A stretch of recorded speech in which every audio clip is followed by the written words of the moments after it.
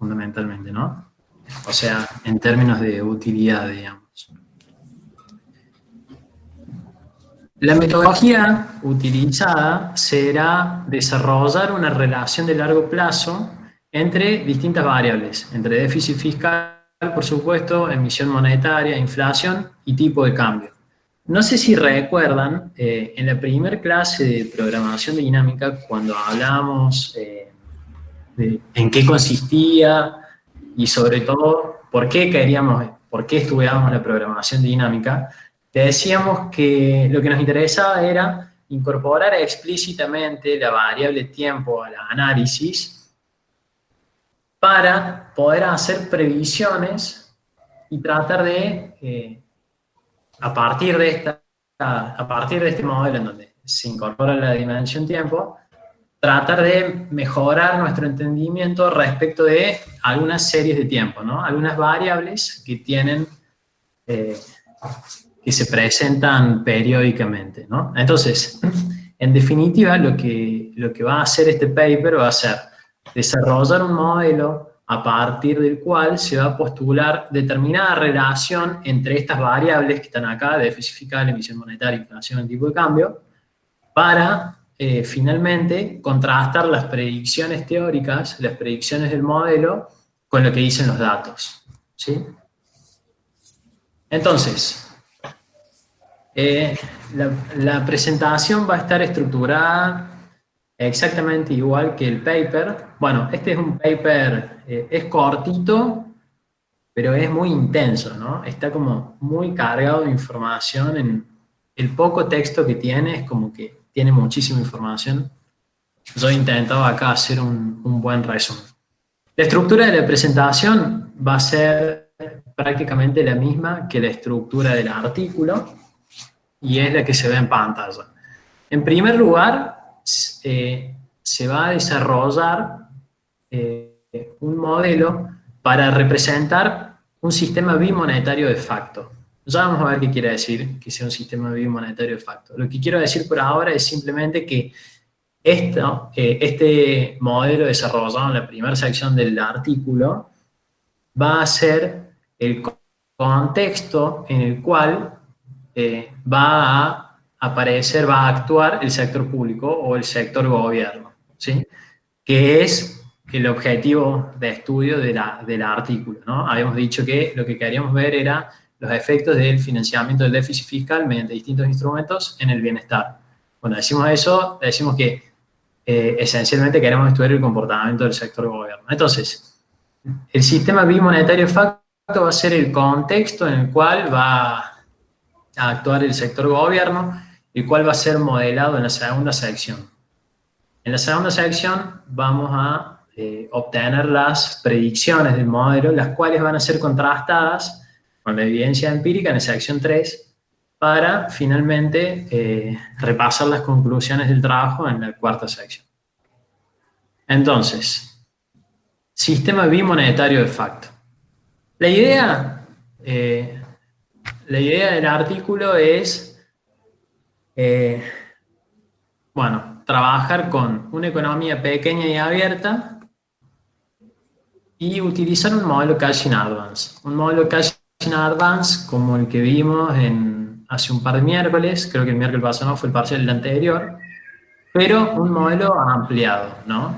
En particular va a tener dos ampliaciones. En primer lugar, vamos a incorporar el sector gobierno.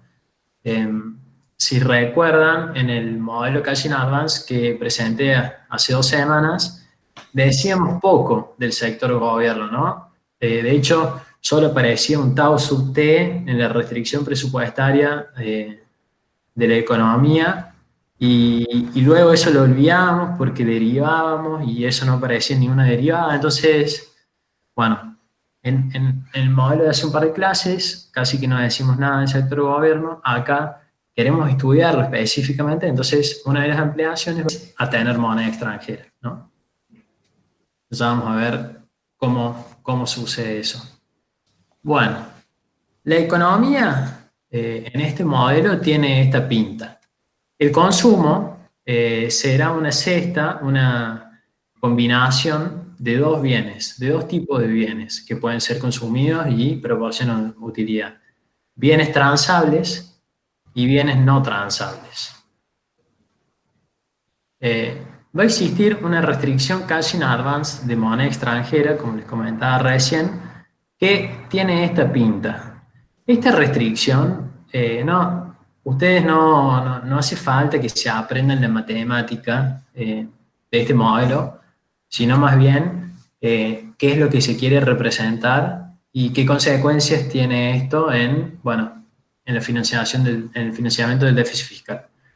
La restricción cash in advance de moneda extranjera tiene esta pinta y lo que dice esta restricción básicamente es que los agentes piensan en su consumo del periodo T, pero para ese consumo del periodo T, en el periodo T-1, guardan una porción de su riqueza en moneda extranjera. ¿Por qué? Bueno, ya lo vamos a ver un poquito más adelante, pero los agentes saben que el sector público puede tener la necesidad de recurrir al señoreaje para financiar el déficit, para financiar su déficit, y no solo que el sector público puede tener esta necesidad, sino que también probablemente lo vaya a hacer. Los agentes saben que el sector público probablemente recurra al señoreaje, genere inflación y reduzca el poder adquisitivo de la tenencia de saldos reales de moneda doméstica, por lo que una forma que encontrarán para intentar huir de los efectos de la inflación será llevar riqueza de un periodo a otro en forma de moneda extranjera. Y eso es lo que dice básicamente esta restricción de moneda extranjera.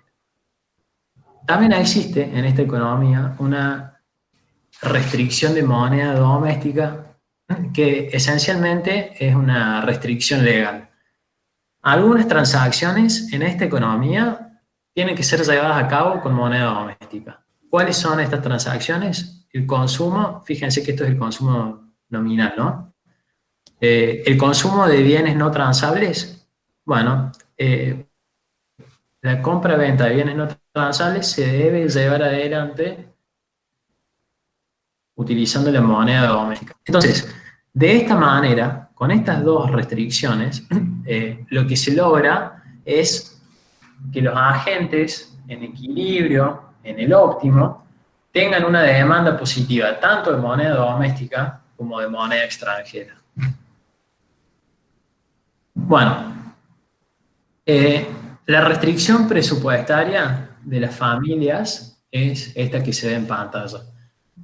Una vez más, no hace falta que se vuelvan locos con la matemática y con las fórmulas específicas, sino simplemente pensarla como fuentes, ¿no? El producto en T más la riqueza que trae en moneda extranjera más la riqueza que trae en moneda doméstica, fuentes, tiene que ser igual a usos, ¿no?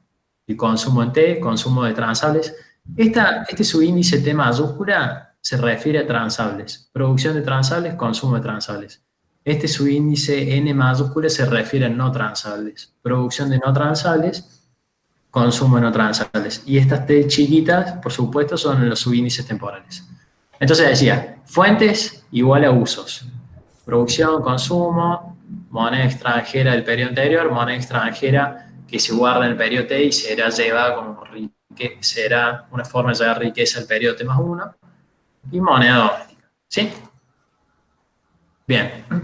Esta restricción, operando convenientemente en esta restricción, podemos obtener la cantidad de horas trabajadas. ¿Qué es operando convenientemente? Bueno, dividiendo por el índice de precio, el índice general de precios, que es esta P sub T, y reemplazando la producción del periodo T por la retribución de los factores productivos. De ahí, de reemplazar la producción por la retribución de los factores productivos, L por W y R por K, es que aparecen estas variables que acá arriba no están. Una vez más, no hace falta que ustedes pasen de esta ecuación a esta ecuación. Así que yo la dejé acá nomás para saber, para que sepamos de dónde sale, pero para comentarla nomás. Bien, entonces, en esta economía, el problema de optimización, el problema, como decíamos en las clases anteriores, el problema secuencial de la gente es maximizar su función de utilidad, que tiene el valor presente de la suma descontada de utilidades, ¿no? Que tiene esta pinta. Tiene un logaritmo natural del consumo C sub t y tiene un lambda mayúscula por L sub t, donde este coeficiente es negativo. Y esto es porque se asume que la cantidad de horas el trabajo le genera desutilidad a la gente. Lo que le genera utilidad es el ocio, ¿no? Sujeto a una serie de restricciones. Déjenme ver una cosa, un segundo. Sujeto a una serie de restricciones. ¿Cuáles son estas restricciones? Bueno, la restricción cash in advance de moneda extranjera, ¿no? Esta que está acá. La restricción legal que obliga a los agentes a realizar por lo menos algunas transacciones en moneda doméstica. Y acá aparecen el consumo de bienes transables y el consumo de bienes no transables como una proporción de la cantidad de consumo que la agente decida. Esto surge de, básicamente, los autores en el artículo, en lugar de trabajar con el consumo como una variable de decisión, o el consumo no transable y el consumo de transables como variables de decisión, directamente lo maximizan sujeto a las posibilidades de producción de esa economía, y de esa manera como que se sacan de encima una variable de control o dos variables de control, con lo que se sacan de encima algunas condiciones de primer orden, ¿no? Es solo un artilugio matemático para tratar de simplificar el cálculo. Pedro, Sí, eso normalmente la manera más sencilla para acordarse las proporciones es que dentro de la función C sub t es una función Cobb-Douglas. Entonces, cuando ya saben la función de t, cómo se distribuye el gasto en cada uno de los bienes que forman la función Cobb-Douglas, de utilidad va a ser proporcionalmente, y ahí es donde aparece claro. directamente. Por eso es que simplemente es el C sub t, es lo que se llama en inglés un composite, o sea, un índice compuesto, que es el de transable y no transable. Y ahí Claro. está, por eso de ahí nomás lo tienen que ver. Es más sencillo, si ya saben esto, ya directamente lo otro es casi automático. Por eso, nada más, Pedro, seguir. Bien, perfecto. Consumo, claro, es un consumo compuesto y tiene una forma Cobb-Douglas. Podría tener otra forma. Sí.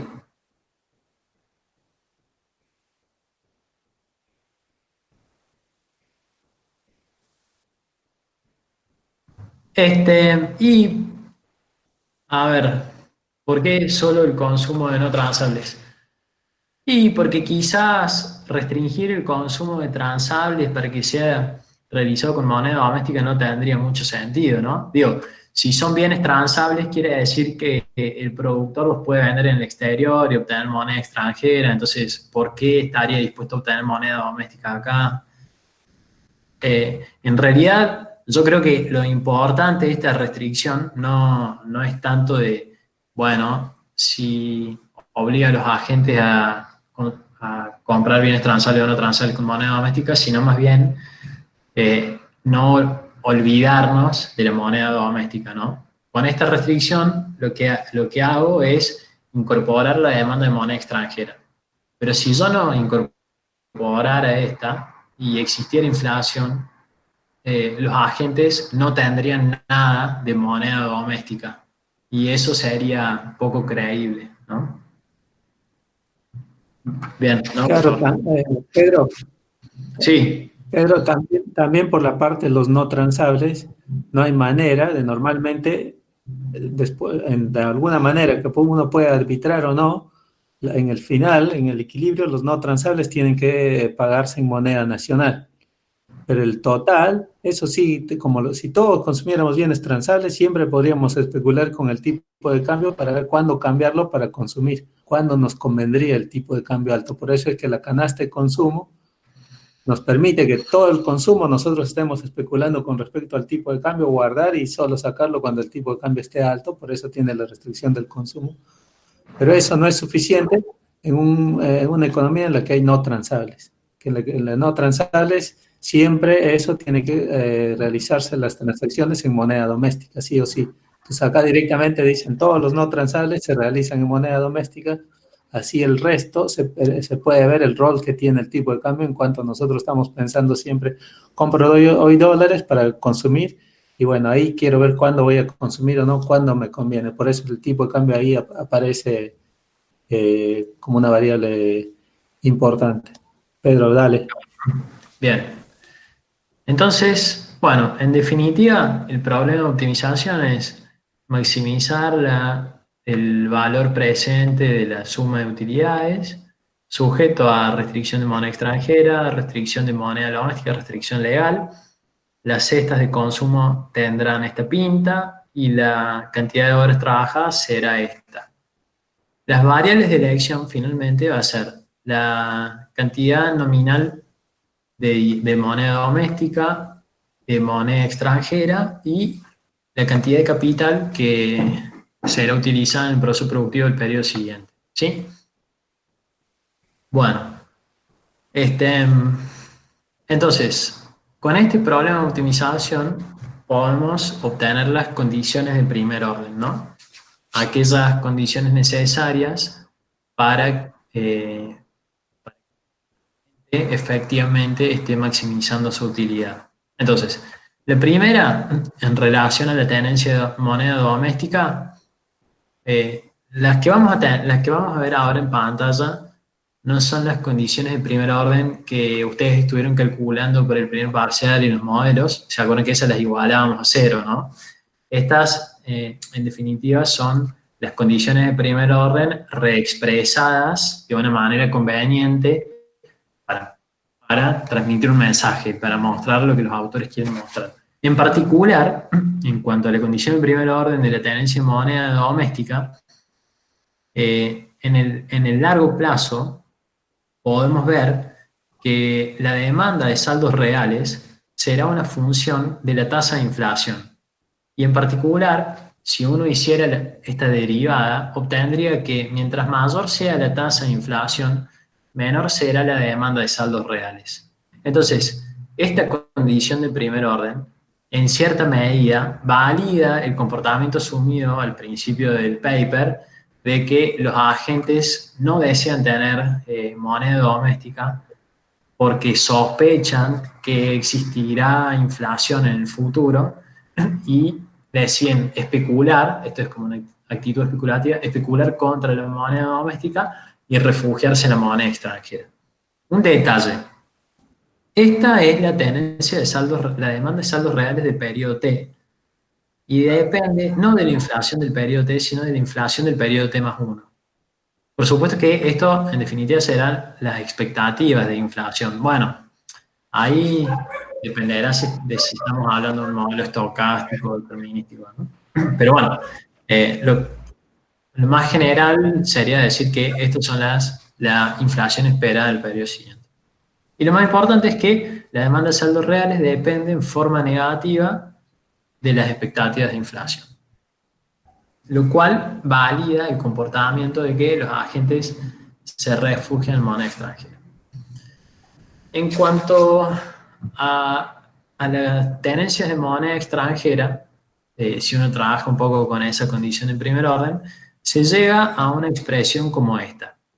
Esta expresión a lo que hace referencia es que en el largo plazo la política monetaria óptima supone un completo pass-through, pero un pass-through a la inversa del que estamos acostumbrados, ¿no? Nosotros estamos acostumbrados a decir que cuando aumenta el tipo de cambio, eso se traduce en un aumento de los precios. Bueno, cuando hablemos de pass-through en este modelo, lo vamos a pensar en la otra dirección, ¿no?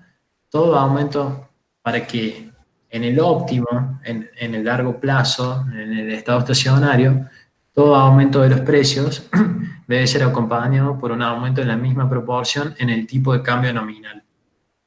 Eso sería la política monetaria óptima, ¿no? Y finalmente, la condición de primer orden para el capital, un detalle que me faltó decir, el capital es utilizado en la producción de bienes transables nomás.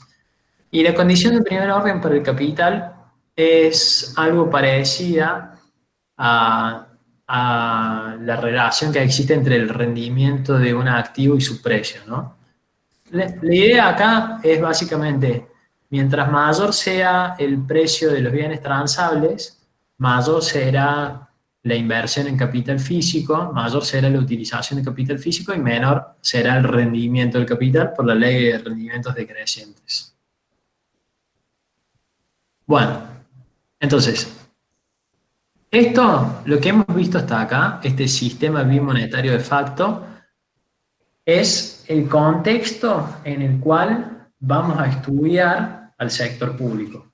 El contexto a partir del cual vamos a estudiar las consecuencias que tiene la utilización de distintos instrumentos para financiar el déficit. ¿Sí? Entonces, ahora vamos a ver cómo vamos a incorporar, cuál va a ser la segunda, en qué consiste la segunda extensión de la que hablamos. La segunda extensión Model Cash-in Advance, que es la incorporación del sector gobierno. El sector gobierno va a ser incorporado como un agente que satisface una restricción presupuestaria, ¿no? El sector gobierno presenta un déficit, solo consume bienes no transables, ¿no? Presenta un déficit, el cual puede ser financiado con endeudamiento externo, ¿no? Pagando una tasa de interés internacional y asterisco, o bien puede ser financiado con moneda doméstica, con señoriaje, no moneda, ¿no?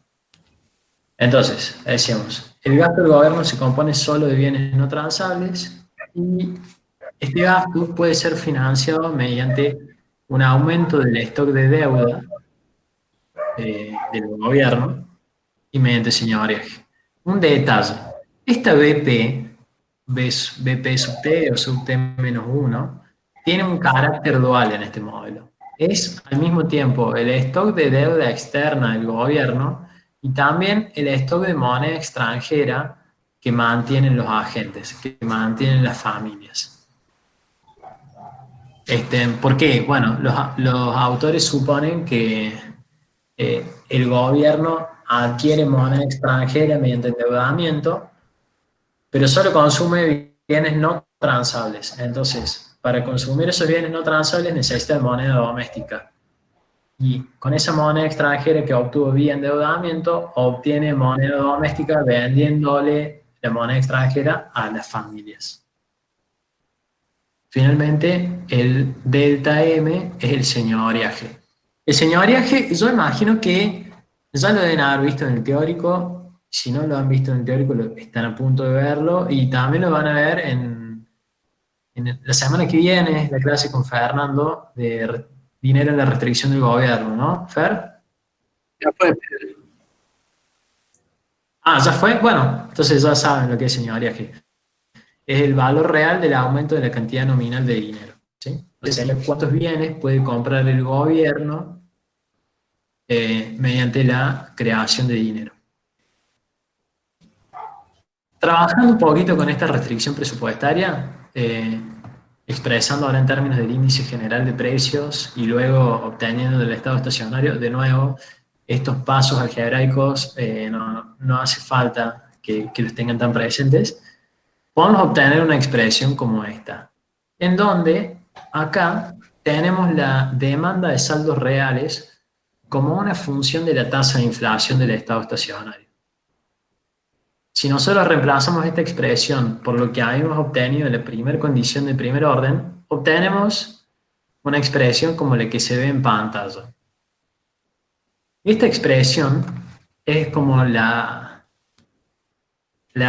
expresión más importante del modelo. Esta es la expresión que resume el mensaje del modelo. Desde acá van a salir las predicciones las series de tiempo previstas o predichas por el modelo, que van a ser luego contrastadas en la siguiente sección con la evidencia empírica. ¿Y qué es lo que dice esta expresión? Bueno, esta expresión dice básicamente que el gasto en el largo plazo, el gasto del gobierno será una función de BP, que es la posición financiera neta del gobierno, y de la tasa de inflación. ¿Sí? De BP depende en forma negativa. ¿Qué quiere decir que depende en forma negativa? La posición financiera neta sería, es muy negativa si el gobierno está muy endeudado.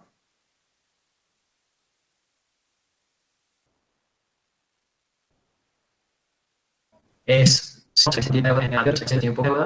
el gobierno fuese acreedor, sería positiva, ¿no? Entonces, es como, mientras más deuda, o sea, mientras más deuda emita, la posición financiera va a decrecer y el gasto que el gobierno va a poder financiar con esa emisión va a ser mayor. Por eso la relación negativa entre la posición financiera neta y el gasto de largo plazo. En cuanto a la tasa de inflación de largo plazo, la relación que van a tener el gasto y la tasa de inflación en el largo plazo será positiva. Y eso es básicamente que mientras mayor sea la tasa de inflación en el largo plazo, mayores serán los recursos que el gobierno podrá obtener vía señoriaje. En otras palabras, estamos diciendo que en el largo plazo no existe una curva de Laffer del impuesto inflacionario, ¿sí? Un detalle importante.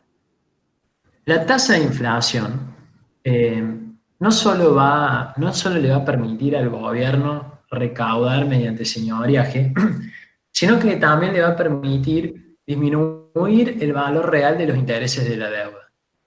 Entonces, acá es como, acá se ve, acá podemos ver que si el gobierno estuviera endeudado, tendría incentivos a recaudar mediante señoriaje, generando inflación. ¿Por qué? Por dos motivos. Primero, porque con señoriaje puede obtener recursos.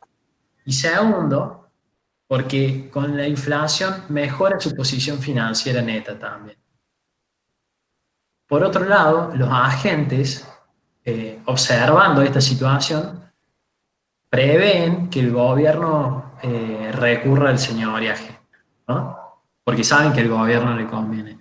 Entonces, le permiten o le validan el endeudamiento externo, que es este BP. ¿Por qué? Porque ese endeudamiento externo del gobierno es la fuente de moneda extranjera, es su fuente de moneda extranjera, es lo que les permite evadir los efectos de la inflación producto del señoriaje. ¿Sí? Bien. Bueno, de esta expresión se puede obtener una relación entre la tasa de inflación y la posición financiera neta del gobierno. ¿Cómo? Bueno, asignando algunos valores a los parámetros que hay acá y a algunas variables, como la tasa de interés, y tomando una aproximación lineal de primer orden. Y eso es lo que hacen, ¿no?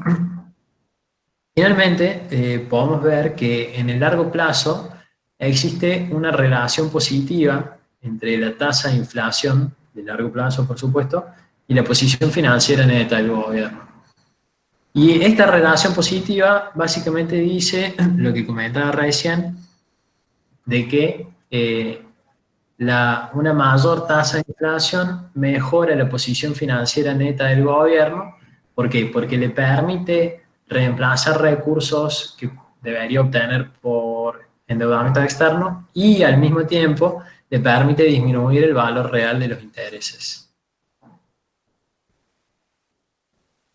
En este gráfico lo que se estudia, lo que se analiza es un efecto del aumento del gasto en la relación entre tasa de inflación y posición financiera neta en el largo plazo. Y bueno, Lo que dice este gráfico es bastante sencillo. Si el gasto es mayor, el gobierno tiene que recurrir o bien a un mayor endeudamiento o bien a una mayor tasa de inflación, ¿no?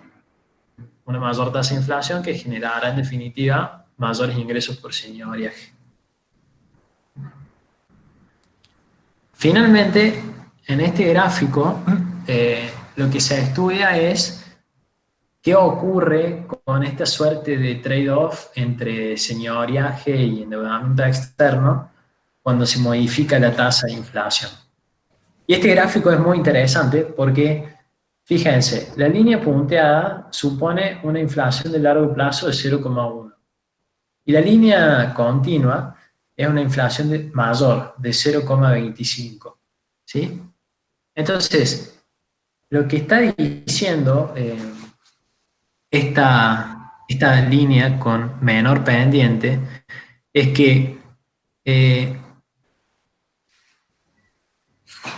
la estrategia de endeudamiento externo se vuelve más eficiente en tanto mayor sea la tasa de inflación. ¿Sí? Entonces, esto en cierta medida está mostrando la idea de que el gobierno va a tener incentivos, digámosle, de recurrir al señoriaje para mejorar su posición financiera neta. Los agentes saben esto y como saben esto, también le van a permitir que recurra al endeudamiento externo, porque esa va a ser la forma en la que los agentes van a intentar huir, evadir los efectos de la inflación sobre su riqueza, en particular sobre sus tenencias de dinero, ¿no? Bueno, entonces, eso es, Pedro, sí. perdón, ¿podés repetir eso último? Lo de la mayor tasa de inflación. Sí, que la mayor tasa de inflación vuelve al endeudamiento. Una mayor tasa de inflación hace que la estrategia de financiar déficit con endeudamiento externo sea más eficiente. ¿Por qué? Bueno, porque disminuye el valor real de los intereses. Y acá, en cierta manera, podemos ver esta idea de que, bueno, el gobierno va a tener incentivos a recurrir al señoriaje, generando inflación. Los agentes van a saber eso, y como van a saber eso, también le van a permitir que recurra al endeudamiento externo, ¿no? Que aumente el endeudamiento externo. Porque esa va a ser la fuente de moneda extranjera, va a ser lo que les va a permitir escapar de los efectos de la inflación que esperan ocurra, exista. Una pregunta. Sí. O sea, digamos, es lo que pasa en Argentina, que al llegar a ese círculo virtuoso de que nosotros sabemos que ellos, o sea, que nosotros sabemos que ellos van a generar más inflación y nos cubrimos con moneda extranjera, digamos, es como que ya pierde, o porque vos habías dicho que la estrategia de endeudamiento se vuelve más efectiva mientras mayor la inflación, pero llega un punto de inflación que ya no se vuelve efectiva, porque ya todos nos estamos cubriendo de peso, digamos. Bueno, efectivamente, ahí vos dijiste algo que yo venía haciendo mucha fuerza para no decirlo porque me lo quería guardar para la parte de las conclusiones. Ah, bueno, perdón. Pero sí, todavía no hay problema, lo digo ahora, cuando se lo repito. En este modelo, en el modelo que estamos viendo acá, Sí. ¿Por qué perverso? Y bueno, porque como decís vos, es como que cada vez hace falta una tasa de inflación más alta. ¿Sí? Entonces podríamos pensar que si la inflación fuese muy alta, la demanda de saldos reales caería muchísimo. Claro, ¿Sí? este modelo, digamos, está supuesto con una inflación normal de, digamos, no la inflación de Argentina. O sea, los supuestos de este modelo son para una inflación mucho más baja de la que hay hoy, digamos. Mira, en verdad... O no supone nada. No. Acá no estamos hablando de... algún valor absoluto de la inflación. Acá simplemente estamos diciendo desvío de la inflación respecto de su valor de largo plazo. Sí. Y este desvío, creo, no estoy seguro, es una proporción, ¿no? O sea, la inflación podría ser un 0,25% más alta o un 0,1% más alta que su valor de largo plazo. Claro.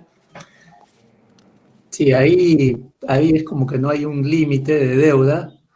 Entonces la parte de los intereses, esto cuando dice a mayor inflación disminuyen los intereses es como el precio de endeudarse disminuye, entonces como que, entonces ahora tener más inflación, no me conviene, me tendría que endeudar en ese punto, pero el problema ahí está que no hay límite de endeudamiento, eso se supone una economía en el cooperativo, entre comillas, entre la gente, porque la gente está, si no hay límite, o sea, bien preguntado, por la parte del límite de la inflación, pero más que el límite de la inflación, nosotros sabemos que con la inflación siempre podemos jugar para arriba, el límite viene por la parte de la deuda, diríamos que cómo podríamos cambiar el modelo si tuviéramos el de la deuda, porque el de la inflación ya saben ustedes por la curva de señoriaje y la respuesta de la forma que inclusive puede cambiar la demanda, podemos saber que eso de alguna manera va a tener un límite por la naturaleza propia de la inflación, pero en cambio los límites de la deuda son los que todo esto, este modelo funciona si hay deuda. Si no existe, por ejemplo, tienen que leerlo en ese sentido. Por ejemplo, ustedes los invitan y les dicen, ¿quién preguntó? Ahí no la vi, a ver que me digas. ¿Quién preguntó? Yo, profe. Gisela, no sé si la sabe. Mi nombre. ¿Cómo es? Gisela. Bueno, Gisela, mira, si dice, te dan un paper para comentar en un congreso, justamente estos puntos que vos estás tratando de hacerlo, es así como se tiene que leer o entender una parte crítica, no tratar de decir, bueno, me lo escribió el profe, no le puedo criticar, no, al contrario. Ahora, la forma de decirlo ya es diferente, ¿no? Uno puede decir, no sirve para nada y está mal, porque en realidad el modelo funciona porque siempre que nosotros tengamos límite de deuda. Entonces, no tengamos límite de deuda. Entonces, una teoría es qué pasaría si incluiríamos el límite de deuda. Pero no es como...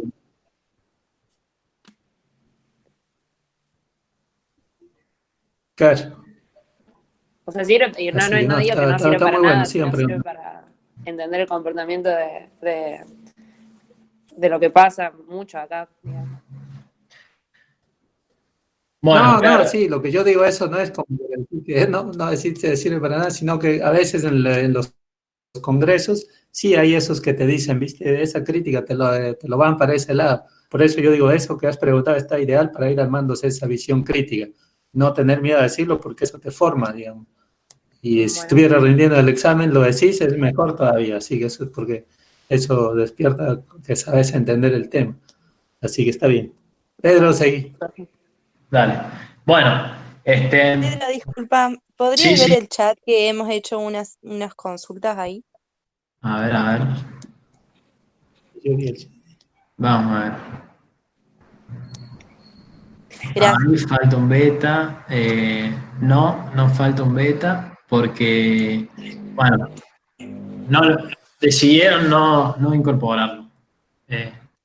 Podría incorporar o no creo que no traería mayores dificultades. Podría aparecer en la demanda de saldos reales, podría aparecer por ahí, pero no necesariamente falta un beta.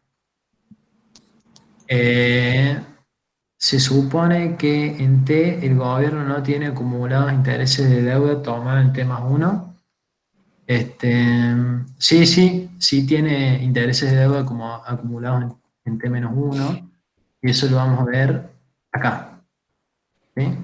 Fíjense, el gobierno tiene que en T tiene que pagar la deuda del periodo anterior más los intereses de esa deuda. Nada más que acá hay un B sub T.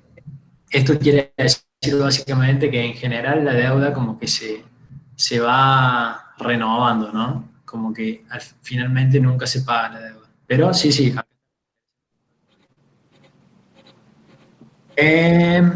Como mayor inflación reduce la carga de los intereses si la deuda está en moneda extranjera. Bueno, Esta es una buena pregunta y la verdad que no tengo una respuesta más convincente que mostrar la ecuación. ¿Sí? Pensemos, si los intereses están fijos, ¿no? 0,05 y yo aumento la tasa de inflación, este término es menor. No sé, Fer, si vos tenés alguna respuesta para esa pregunta, para esta.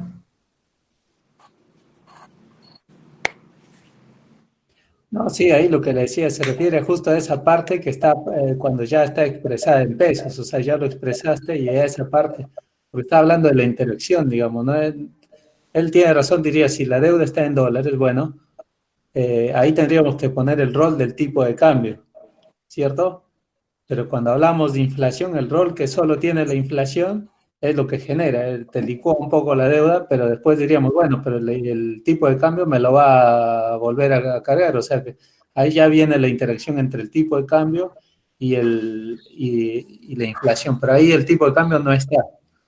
Entonces, no, en la ecuación, al no aparecer variaciones del tipo de cambio, es como que te aparece puramente que la inflación te licúa la deuda y te hace el precio. Entonces, uno podría verlo como la parte de la deuda que pasó en pesos, es como que se va licuando, porque fíjense que sería parten solo en pesos, si no, no tendría razón, como había dicho Tomás, no tendría razón si uno diría, si está en dólares, sí, pero se expresó en pesos. Entonces esa parte en pesos se licúa. Bueno, ahora habría que ver cuánto habría que devaluar para ver si se compensa quién gana o no, pero en el modelo no les aparece la devaluación. Entonces, ahí por eso sería, digamos. Bien.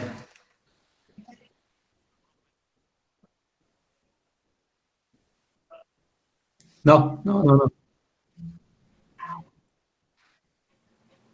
Bien. La No está, siguiente. está el tipo de cambio real, pero no está lo otro. Eh, la función consumo exige que una porción se pague en moneda doméstica, por eso se deberán tener saldos reales en pesos y ahí nos aplica el impuesto inflacionario.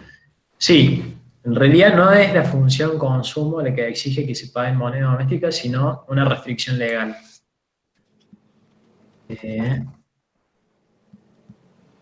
Esta restricción, ¿sí? El consumo es un consumo compuesto. Está compuesto por bienes transables y no transables. Si esta restricción no existiera, los agentes podrían pagar no transables con moneda extranjera. Pero la idea es que existan transacciones que se lleven adelante en moneda doméstica por dos motivos principalmente, ¿no? Por un lugar, para hacer como un modelo más realista, más representativo de la economía argentina, ¿sí? En la economía argentina no vamos al súper y pagamos con moneda extranjera, pagamos con moneda doméstica. Y en segundo lugar, para permitirle de esa manera al gobierno, al sector público, recaudar por señoriaje. Creo que se refiere a la deuda local mediante bonos. Es ahí donde se ven. No es deuda local, es solo deuda extranjera, ¿no? En este modelo, el gobierno tiene dos instrumentos de financiación: endeudamiento externo y señoriaje. No tiene otra cosa. La Pero eso, el mayor aumento de la deuda, ese beta asterisco menos el beta TP, el beta TP, ese es el stock de dólares que tiene el sector privado, digamos, que justamente es el que consume. Dice, bueno, la deuda que el gobierno tiene en dólares menos el stock privado en dólares es la parte de lo que está en la función de consumo, en la restricción.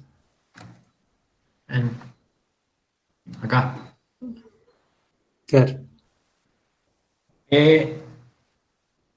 No hay deuda contraída con los bancos. Bueno, no hay deuda contraída con bancos locales y los acreedores externos no aclaran si son bancos o son otro tipo de entidades. Bueno, No, como es un modelo real, el rol de los bancos no está, digamos. Me quedé pensando con la pregunta que hizo Tomás Tagle de esto de la deuda que esté en dólares.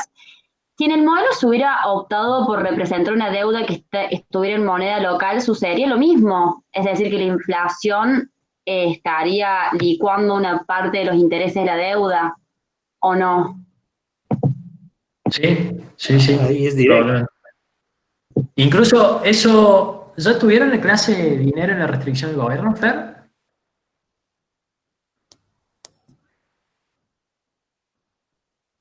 Sí, ya lo han tenido. Ah, bueno, porque en esa clase aparece eso, ¿no? Aparece cómo la inflación disminuye el valor real de la carga de la deuda, de los intereses de la deuda. Claro, ahí, buen punto, Pedro, lo acaba de decir justo con las palabras técnicas, la carga de la deuda, ahí viendo en la tasa de interés real ex post, ¿qué pasa con la carga de la deuda si aumenta la inflación?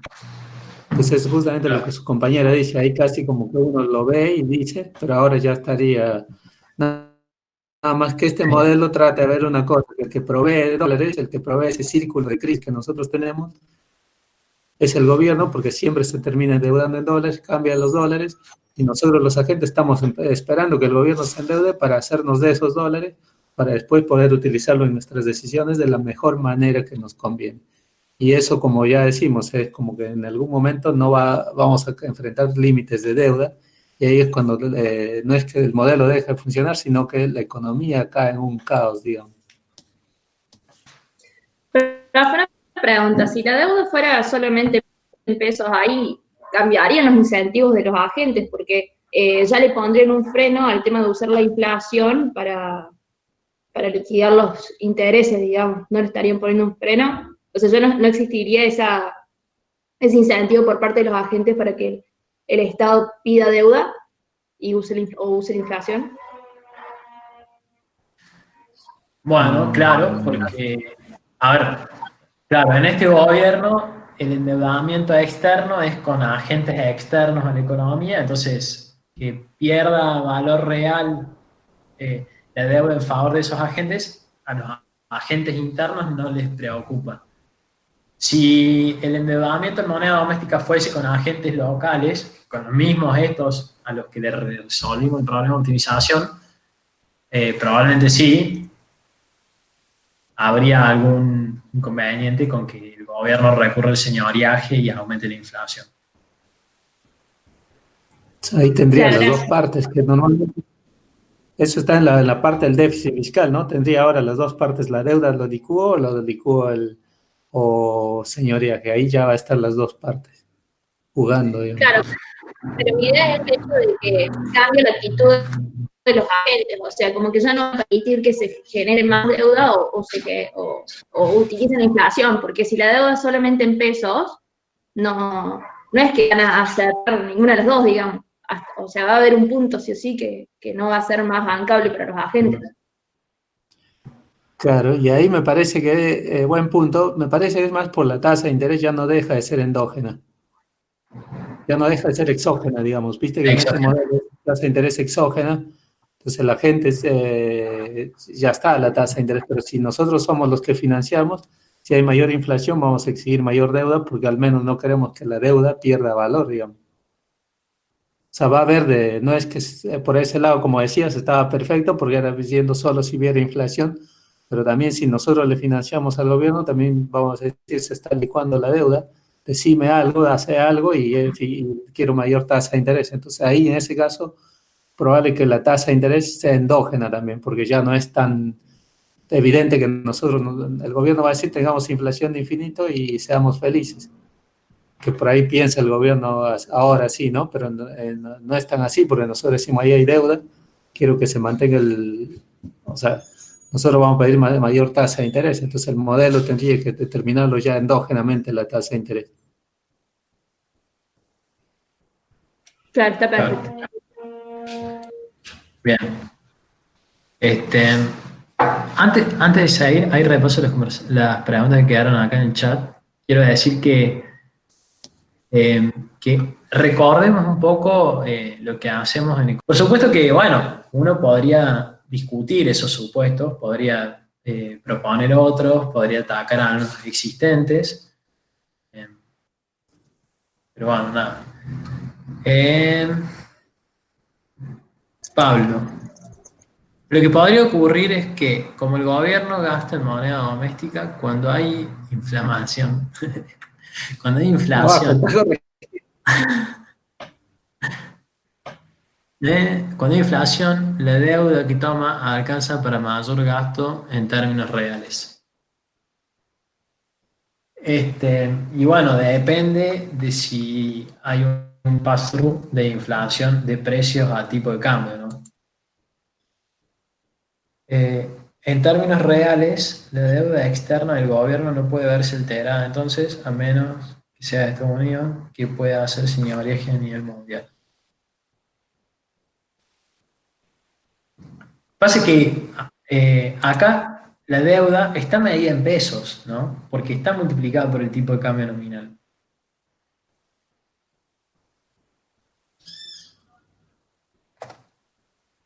Bueno. ¿Alguien quiere hacer algún ahí lo comentario? de Pablo, no sé si era lo que, porque él dice, lo que podría ocurrir es que como el gobierno gasta mucho en moneda doméstica cuando hay inflación, pero ahora tiene, tiene moneda extranjera, eso al convertirlo en pesos, o sea, si el tipo de cambio fuera más alto, también los precios son más altos, ¿no? Cuando vos decís que la deuda que toma alcanza para mayor gasto en términos reales. Sí, yo no diría eso. Fíjate lo que O pasa sea, acá. lo que yo decía es, siempre y cuando el tipo de cambio no se mueva, va a ocurrir eso, como para encontrar una interpretación al que decía Tomás. Pero yo no diría eso, porque fíjate en esta ecuación, vos tenés tipo de cambio fijo, tenés algún nivel de endeudamiento, y si te aumenta esto, te aumenta el gasto nominal en moneda doméstica del gobierno. Y si el tipo de cambio está fijo, la cantidad de pesos que vos vas a obtener mediante endeudamiento externo no va a aumentar. Entonces, hasta te diría que un aumento de esto con un tipo de cambio fijo hasta podría perjudicar la posición financiera neta del gobierno. Claro, Ahí justo, Pedro, esa ecuación que tenés, si lo dividen sobre los precios, que ya está más adelante, ese aumento de MT sobre los precios ya sería el señoriaje, es como para hacerle Por eso es que acá la expresión de la última que está en paréntesis, ese es el señoriaje como han visto en la clase de restricción presupuestaria. Arriba, Pedro, acá en la primera, donde está la restricción presupuestaria del gobierno ya dividido sobre P, el último paréntesis, ese es el señoriaje como conocen, digamos, porque ya está dividido sobre los precios. Ahí es donde vos más o menos tendrías que estar enfocándote, Pablo.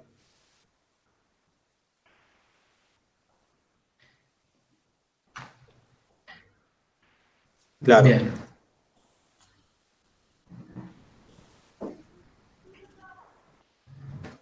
Bueno, eso es el modelo teórico, ¿no?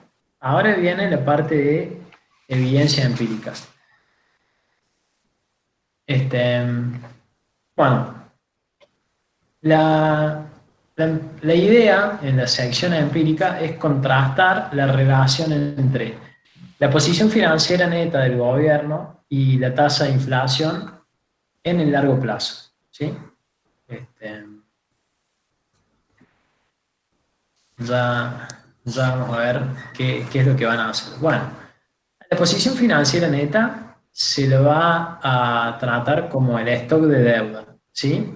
Entonces será como al revés, ¿no? O sea, valores negativos de esto quiere decir que esto es un valor positivo, ¿sí? Valor negativo de BP es endeudamiento mayor deuda, ¿sí? Para ello se realizará un análisis de cointegración, se intentará estimar esta relación en el largo plazo. Y la predicción del modelo es esencialmente esta, ¿no? Aumentos de la inflación mejoran la posición financiera neta del gobierno o, en otras palabras, disminuyen la necesidad del gobierno de recurrir a endeudamiento externo. Bueno, antes de seguir con esto, les quiero explicar por qué le estoy prestando atención a la parte pica del paper. Bueno, en primer lugar, porque está en el paper, ¿no? Y es un poco de información, es un poco de evidencia empírica en favor de los postulados del modelo. Y en segundo lugar, creo que hacer algo más o menos similar a la metodología empírica que se hace en este paper es una buena alternativa para aquellos que todavía no sepan qué hacer para su trabajo final, para el trabajo final de la carrera, ¿no? Yo hice algo más o menos parecido, trabajé con otras variables y tengo un montón de amigos que también estimaron relaciones entre variables de largo plazo a partir de análisis de cointegración. Así que esta no va a ser una clase de econometría, en el análisis econométrico van a haber muchas falencias, pero sí me animo a decirles que si a alguno le interesara esto o quisiera indagar un poquito más, podría hacer econometría 3 en el segundo semestre y de esa manera obtendría una herramienta importante pensando en el trabajo final de la carrera. Importante y fácil, accesible, ¿no? Bueno, en definitiva, volviendo un poco al paper. El modelo dice que en el largo plazo, mayor inflación, menor deuda, ¿no? Relación negativa entre estas dos variables. Vamos a ver qué dicen los datos. Bueno, se estiman coeficientes de cointegración. Los coeficientes de cointegración esencialmente son la relación entre las variables en el largo plazo. Lo que nos va a interesar, fíjense que en este tipo de modelos, ambas variables son explicativas, son dependientes e independientes al mismo tiempo, ¿no? Porque se estima al vector como función del mismo vector rezagado. Entonces, lo que nos va a interesar esencialmente va a ser este coeficiente. Este coeficiente va a medir el impacto de esta variable en la otra, ¿sí? en la variable que nos interesa. Por supuesto que antes de empezar a analizar el signo y el valor absoluto de este coeficiente, hay que ver si es significativo. Acá el p-value es menor a cualquier alfa, a cualquier nivel de significación que a alguien se le pueda ocurrir, por lo que se rechaza la hipótesis nula de no existencia de una relación de cointegración entre estas variables. Entonces, este coeficiente es significativo, es muy significativo. Es positivo, y habíamos dicho que el modelo predecía una relación negativa. Bueno, la interpretación de este coeficiente es cambiándole el signo, y eso es porque cuando se estiman estas relaciones, todas las variables están en el lado derecho de la ecuación. Entonces, nada, se le tiene que cambiar el signo. Imagino que se podrán ver mayores detalles en econometría 3, pero en definitiva lo que tenemos acá es evidencia empírica en favor de la relación predicha por el modelo. En particular, cuando la tasa de inflación aumenta en un 1%, el nivel de deuda necesario que necesita el gobierno se reduce en un 0,978%, o sea, casi en la misma proporción. Esa es la relación de cointegración o la relación de largo plazo entre la tasa de inflación y el stock de deuda del gobierno.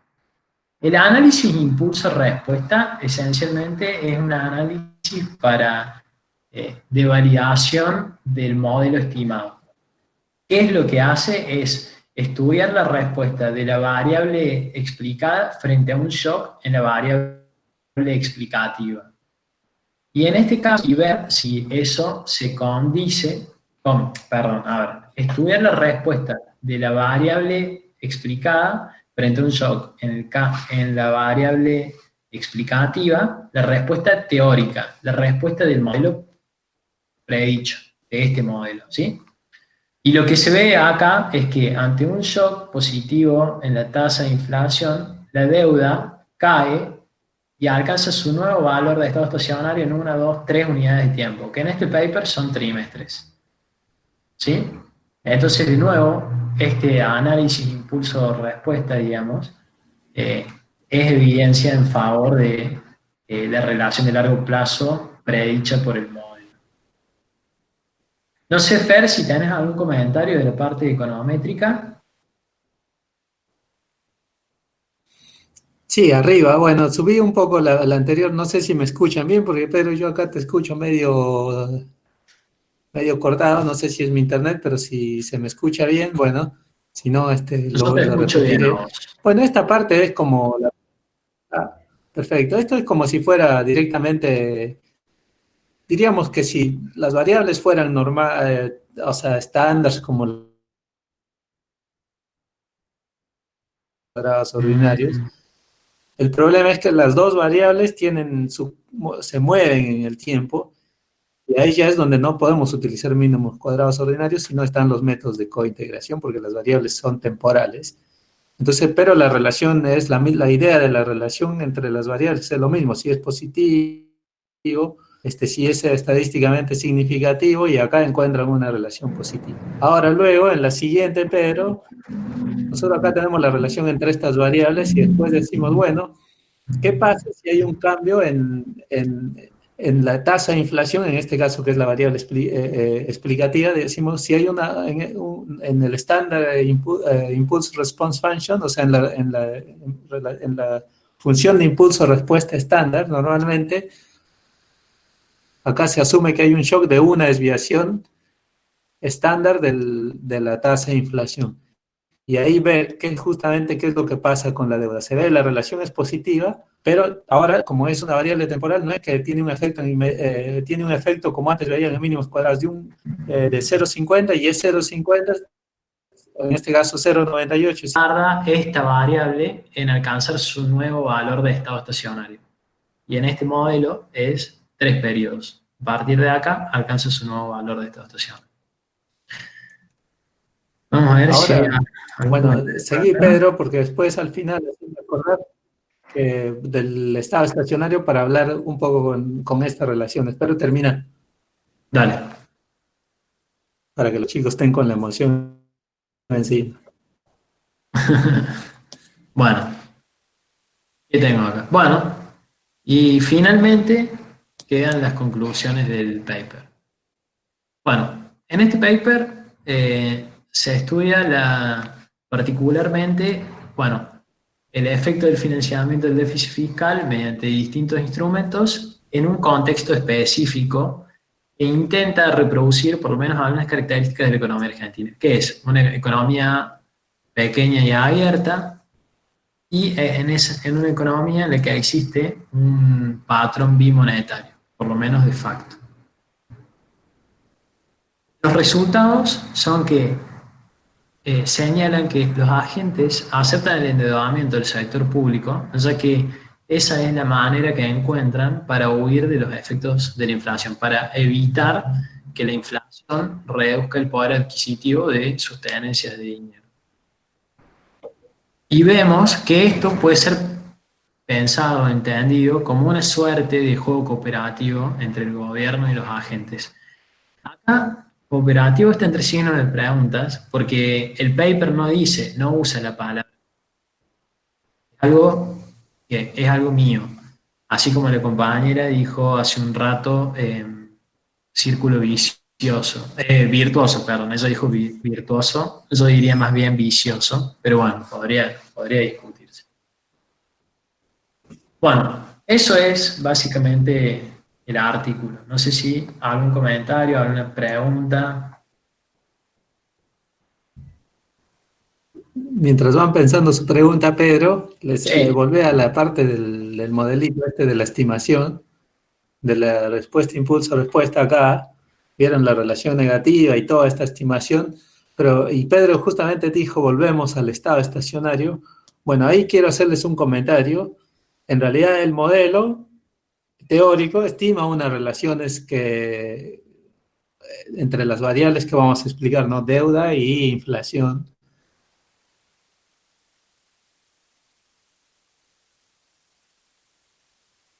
pero la parte empírica,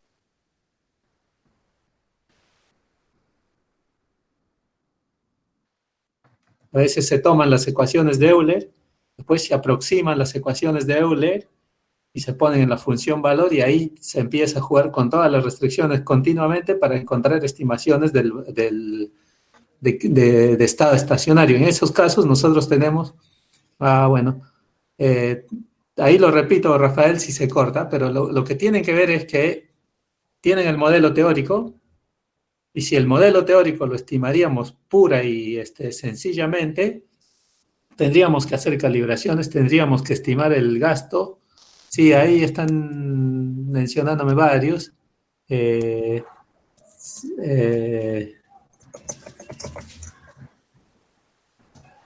Bueno, voy repitiendo, entonces lo iré diciendo en... Sí, yo también te escuché cortado, Fer.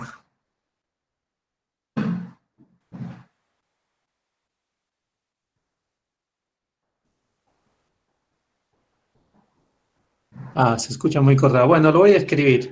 El modelo teórico aplicado requeriría calibración.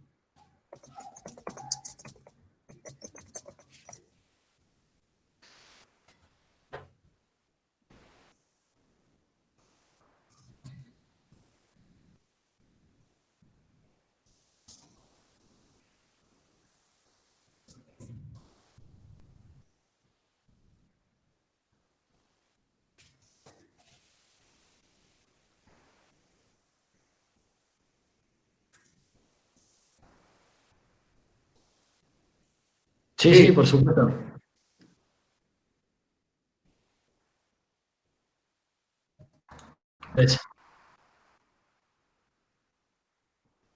Sí, decime.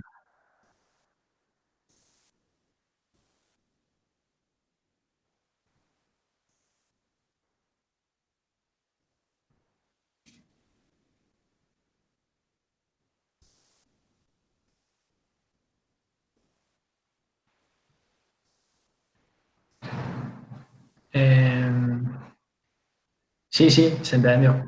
Mira, la inflación, vamos a esta. La inflación permite aumentar la recaudación, o sea, permite financiar un mayor gasto del gobierno por un aumento del señoriaje, por un lado. Por otro lado, también reduce esto, ¿no? O sea, reduce este término que está restando, ¿sí? Entonces, por los dos efectos, permite financiar un gasto mayor. Quizás podríamos verlo acá también. De hecho, no solo podríamos verlo acá, sino que deberíamos verlo acá, porque esta es la ecuación más importante del modelo.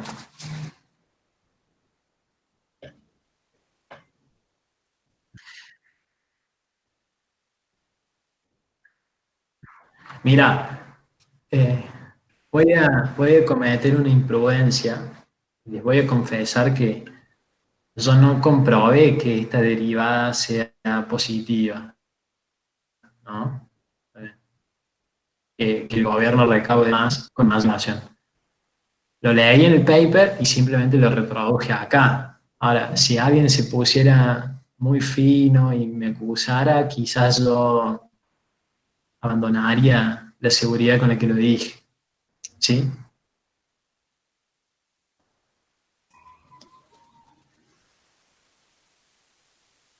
No. Claro, sí. A ver si escribieron algo. Ahí está, escribió Fernando.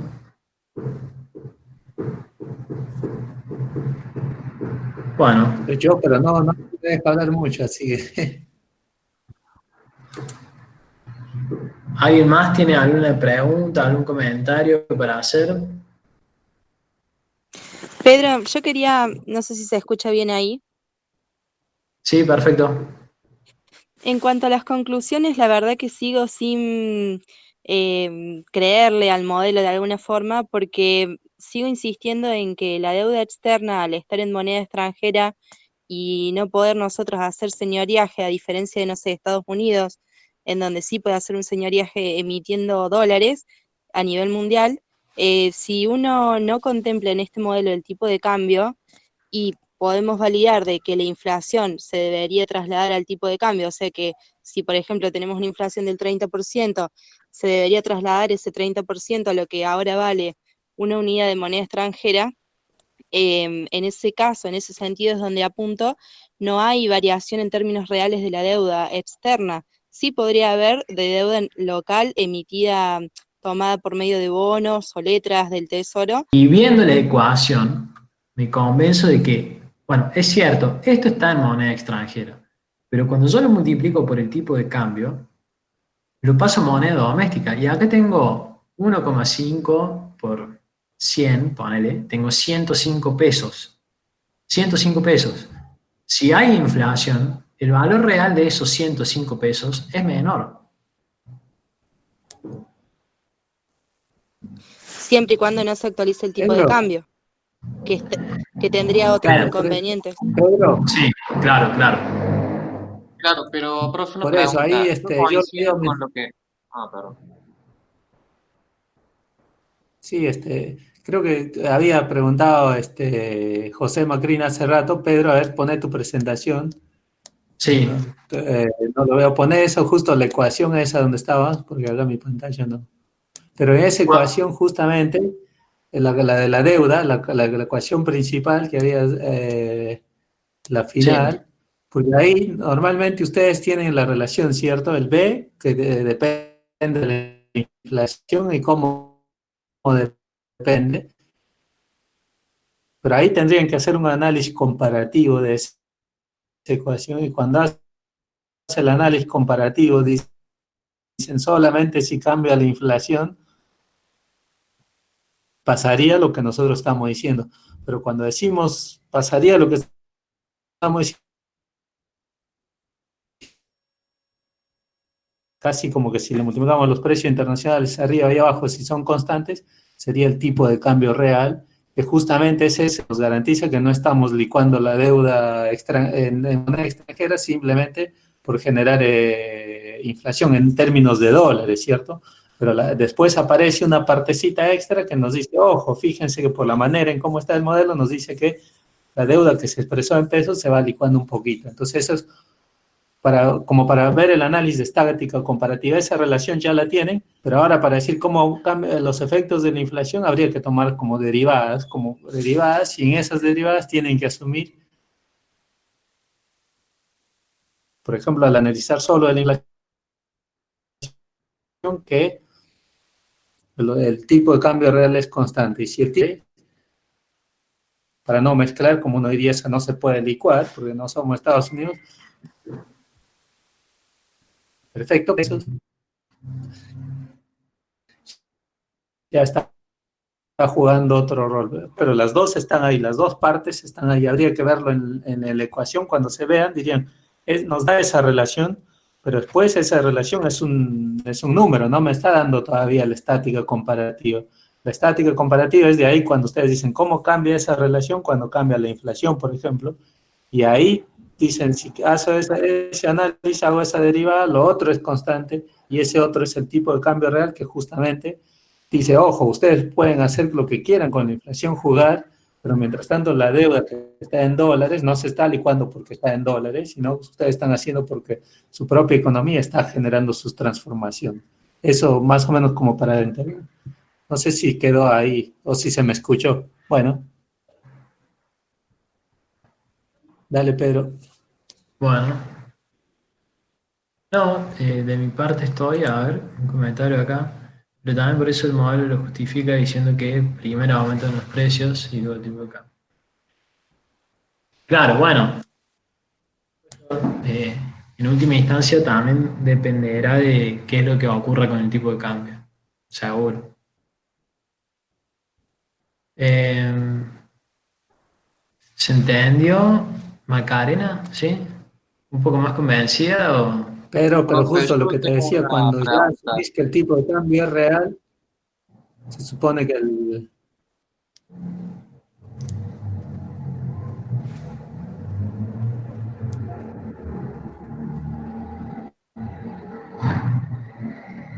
Sí, profe, muchas gracias. Bueno, me alegro.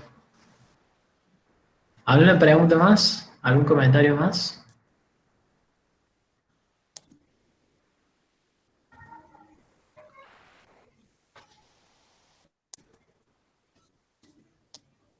Yo, profe, tengo una duda.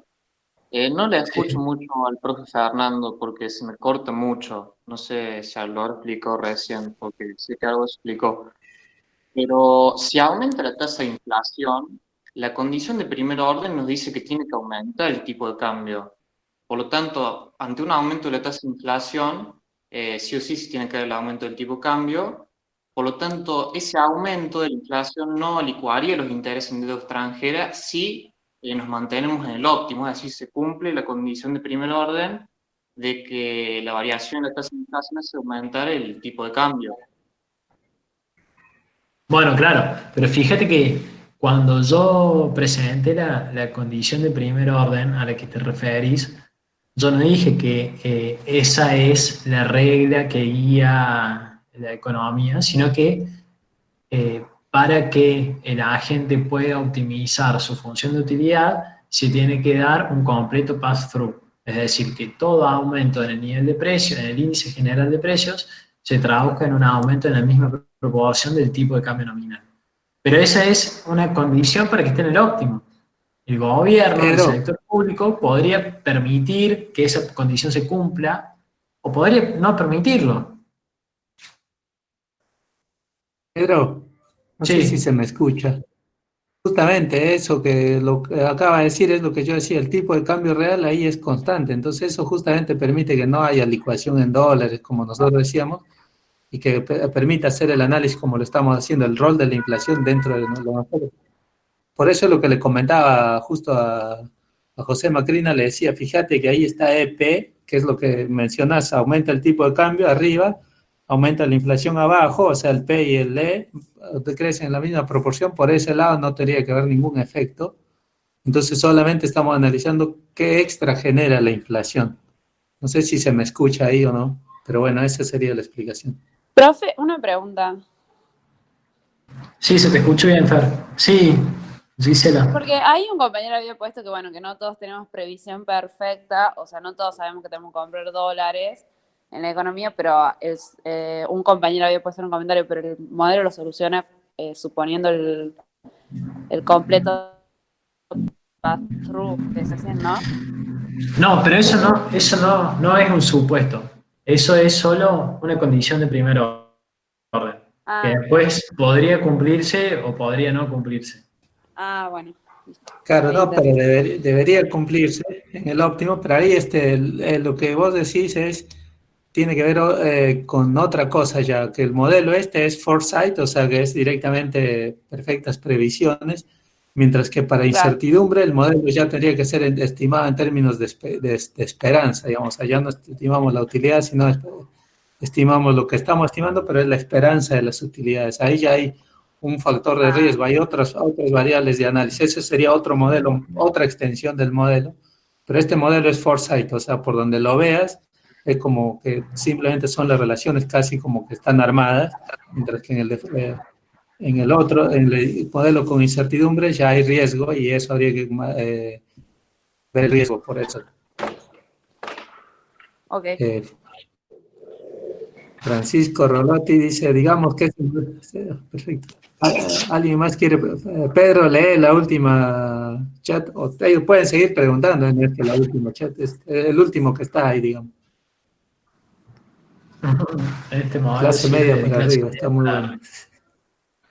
Y bueno, puede ser, claro.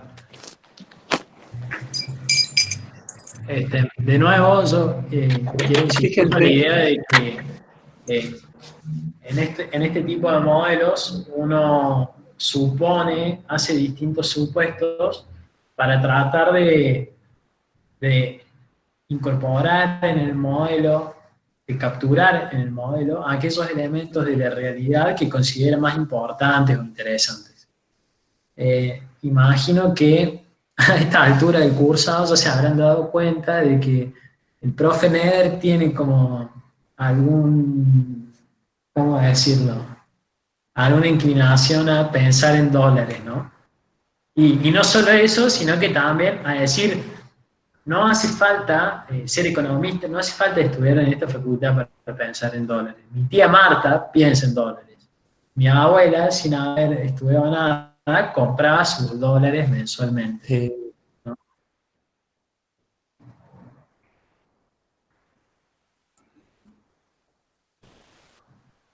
Está bien.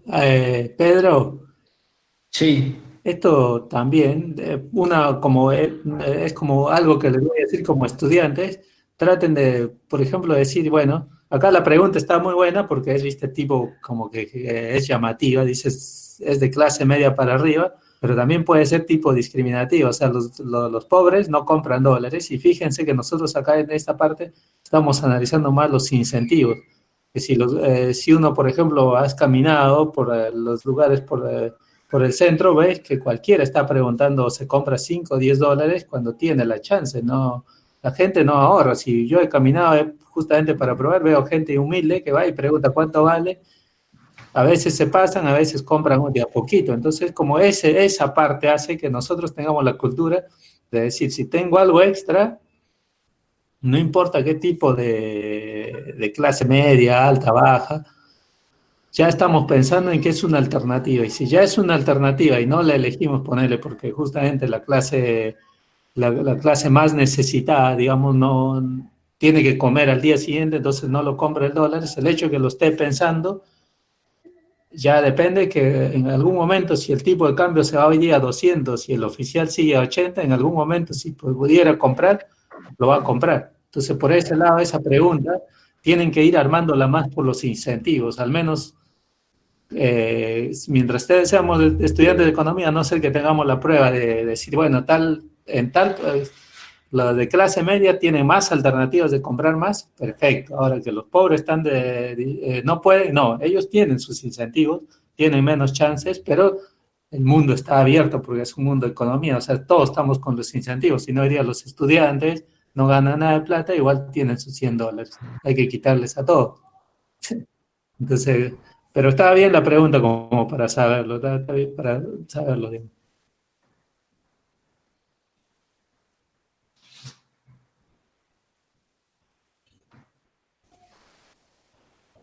¿Preguntas?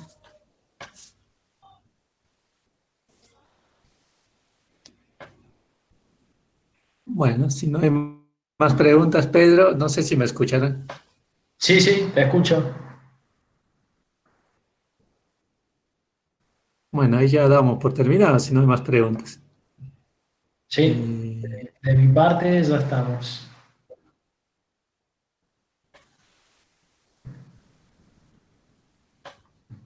Bueno, entonces, Bueno, eso listo, es entonces, chao a todo. todos, éxitos. Chao, Sí, abrazo. pregunte, ¿quién quiere preguntar? Chao, chao. Profe, disculpe, ¿el Buenas noches. archivo completo lo podemos ver Sí. en la plataforma? El paper, digo. Ya Ah, el paper. ¿cómo? El paper, sí, el paper está en la plataforma, sí, sí. El paper Ah, ok, debe estar en muchas la Tiene que gracias. estudiar plataforma. el paper en realidad, sí, sí. Si no lo encontrás, escribime un mail y bueno, y lo subo yo. Yo lo tengo el paper acá. Pero debería Bueno, estar. muchas gracias. No, por favor. Ah, bien, Sí, ahí Fernando en lo el subió. chat ya les dije que está, lo subí, está.